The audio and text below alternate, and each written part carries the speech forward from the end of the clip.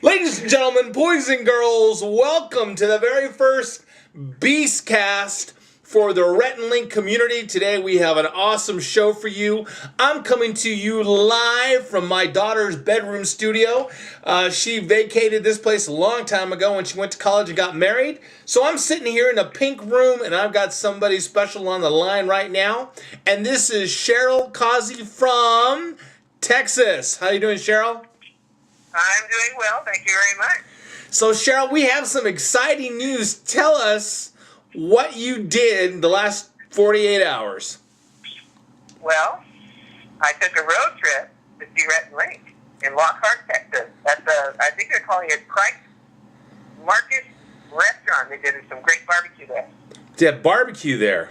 So, it was wonderful. So what was the special event? I know that they had advertised this on Good Mythical Morning, but they didn't say too much about what the event was all about. So when you arrived, what was the event all about?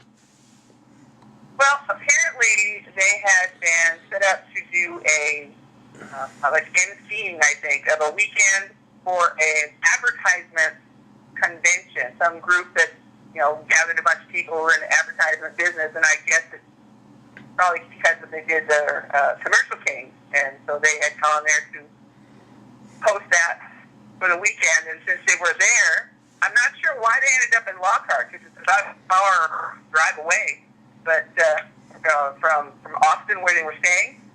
But they picked a really good place to have barbecue, so I'm guessing that's probably why they chose that place. The barbecue was really good. Now, have you heard of? It was really fun. Now, have you heard of the place? No.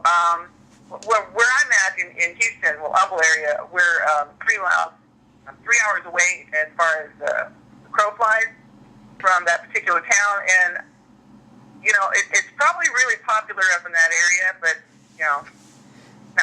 I'd never heard of it before. Wow. So it's kind of an obscure place that these guys met. So when you first found out about it, were you a little hesitant about taking the 3-hour trip to go see Rhett and Link? Oh, man, no way. I tell you what. What happened? Well, I tell you what. We're out of the car, and we're looking around in the parking lot, seeing other people just sort of pulling up and getting out of cars, and we're all sort of looking at each other, and I thought, well, this seems a little odd. I mean, for people just going into a restaurant to eat dinner, this seems a little weird that we're all sort of like looking at each other. And so when we finally got in the building, we're standing in line behind each other to look at the menu. I look down, and there's a girl. She's wearing mythical shoes. And I said, oh, you're here for Rhett and Link? And she smiled. She said, yeah. And then there was a girl behind us. She was wearing a Rhett and Link T-shirt. Like, oh, well, that was obvious, Then there was a little girl. She's looking up at the menu, and it's Texas, we love our brisket. So she looks up at the menu, and she says, oh, yeah, they got brisket.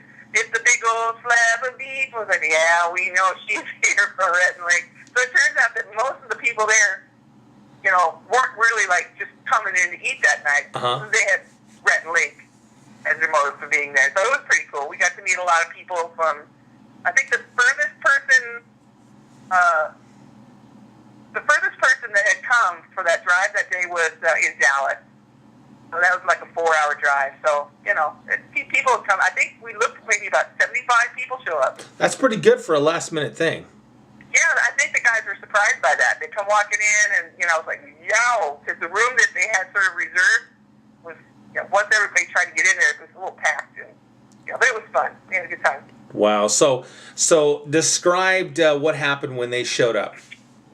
Well, we all kind of got there. We thought, we don't want to be late, so we kind of just started going. And we got there about an hour before the guys were supposed to be there. They said to be there at 6:30. We were there about 5:30. Mm-hmm.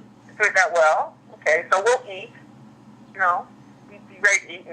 And guys didn't come. The guys didn't come. And, we started chatting with people. How do you know Rhett and Link? How do you know Rhett and Link? And Stephanie, she has Rhett and Link's cell number so that she's texting them. And she had already said that we were coming, so they were expecting us, So she had texted them and said, well, we're here. Where are you guys? And they hadn't texted her back because they were on their way. And she mentioned that to the table next to us. Well, I just texted them, but they hadn't texted back. And the people, their eyes got real big. And they all just sort of looked at her and they went, oh. So do you text them often? Can we touch your phone? They were just like blowing up their minds, like, what? You got their number? Wow. That was funny. That's hilarious. It was funny. So they get there and know what happened. Well, they get there, they come walking in, and there's like a big window that they looked in, and saw everybody, were like all waving. And I think the first thing they were kind of like, oh wow, there's a lot of people in there. They didn't expect it. And they came in, and there's all the people sitting there that had already eaten. Most everybody had already eaten. And they said, well, we'd like to look at the room that we're going to set up in. We kind of want to maybe eat something, and we're going to have everybody come in there in the room. And they come walking by us, and Rhett leans down. He says, "Hi, Cheryl." And then he said to Steph and the baby, "Hi." And he walked on so he could look at the room. And then Link come over and gives me a hug and looks at Steph and says, "Hey," and says, "Oh, is this the little boy? I'm going to hold you later." And he went in the other room, and it was like 5 minutes later, everybody started filtering into the little room that they had reserved. Nobody asked anybody to go in there. I mean, they already said we want to go in there, kind of set up, we want to eat a little. But that didn't stop everybody from starting filtering in there. So I mean, here we are all sitting in these tables, just sitting there. They're set up and getting a little table going. The guy's bringing them, their assistant brings them some food, and they're all sitting there trying to eat, and we're just staring at them. So I mean, not too awkward or anything, but all 75 people just sort of watching them eat. They're pretty good sports, though. All right, so they're all done eating. They've already used their little moist towelettes. They're all good to go. Yeah. They go to the bathroom, and now what'd they do? Well, what they did was have a Mythical Morning episode. They recorded one live right there, and this was the first time they'd ever done one in front of a live audience room. And it was like 5 minutes later, everybody started filtering into the little room that they had reserved. Nobody asked anybody to go in there. I mean, they already said we want to go in there, kind of set up, we want to eat a little. But that didn't stop everybody from starting filtering in there. So I mean, here we are all sitting in these tables, just sitting there. They're set up and getting a little table going. The guy's bringing them, their assistant brings them some food, and they're all sitting there trying to eat, and we're just staring at them. So I mean, not too awkward or anything, but all 75 people just sort of watching them eat. They're pretty good sports, though. All right, so they're all done eating. They've already used their little moist towelettes. They're all good to go. Yeah. They go to the bathroom, and now what'd they do?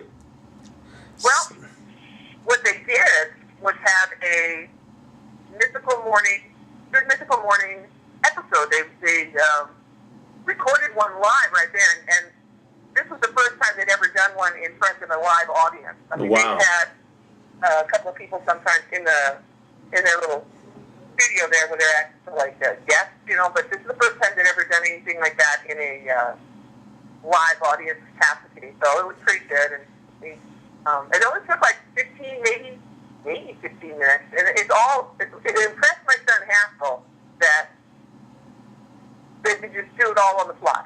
I mean, Yeah. There's nothing scripted. They just have sort of an idea of what they want to talk about, and they just fly. And it just comes to them, and they just talk it and bounce things off each other. And it was pretty cool to watch it all. And I think, if we're lucky, they panned around the room to kind of get a look at all the audience. And we might be on the video, our little party of 5 there. So it'll be interesting when they finally air the episode to see how it all comes together and who actually got it into the shot, So did the mythical baby spit up on any of them?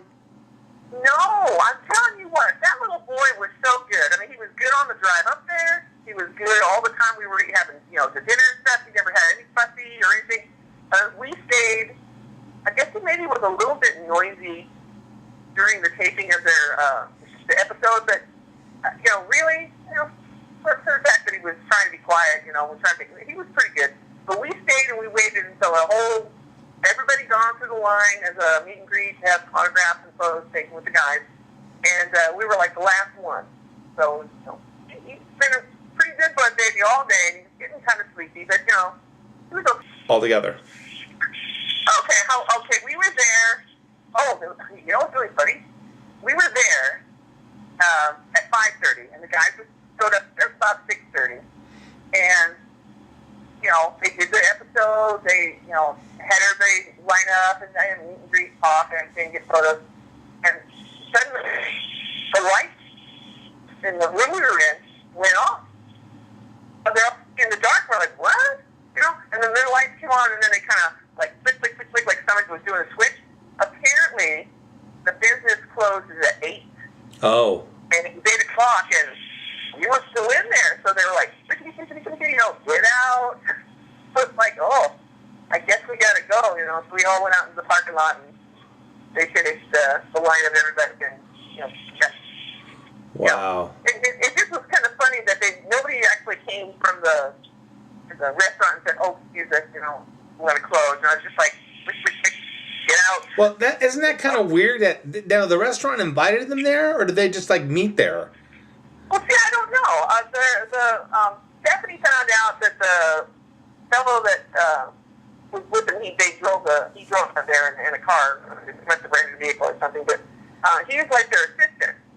So I don't know whether he came from California with it. Like he had made some kind of contact with the thing that they were going to host, and thought, well, geez, what can they do while they're here? Let's find some barbecue. Or I don't know if he like was familiar with the area and just decided this was really good barbecue or what, but apparently he didn't have much of a communication with the people in the restaurant either. So it was just really kind of weird because Rhett and Lisa were like, I guess we gotta go. That's kind of weird. I mean, because it's almost like, hey, Rhett and Link are going to show up at this place, and they get it all set up, and all of a sudden the owner starts flipping the light that it's time to go. That's kind of like... It was 8 o'clock, man. They wanted to close, you know. Wow. Go, I guess. So if we have Rhett and Link, like, say, locally here in California, we'll have them at Chuck E. Cheese, and we'll invite them and then say, hey, you got until this time, and then I'll go tell the owner, hey, start flipping the lights off so they can leave. Well, thank you, Cheryl. Thank you for being on the live cast. I would spin the wheel, but we don't spin wheels around here. And we don't have interns around here either. So they didn't bring the wheel to the restaurant when they filming the episodes for the GMM. So they didn't bring the wheel, but they made the audience when they, you know, pretended to spin the wheel. We all in the audience, you know, so that was kind of fun. They didn't spin the wheel. They didn't even bring it. Well, I guess it was hard to pack in their suitcase. You know, I don't know, something about airline security or something. We can send a man to the moon, but we can't pack a stinking wheel to go to Texas. Well, yeah.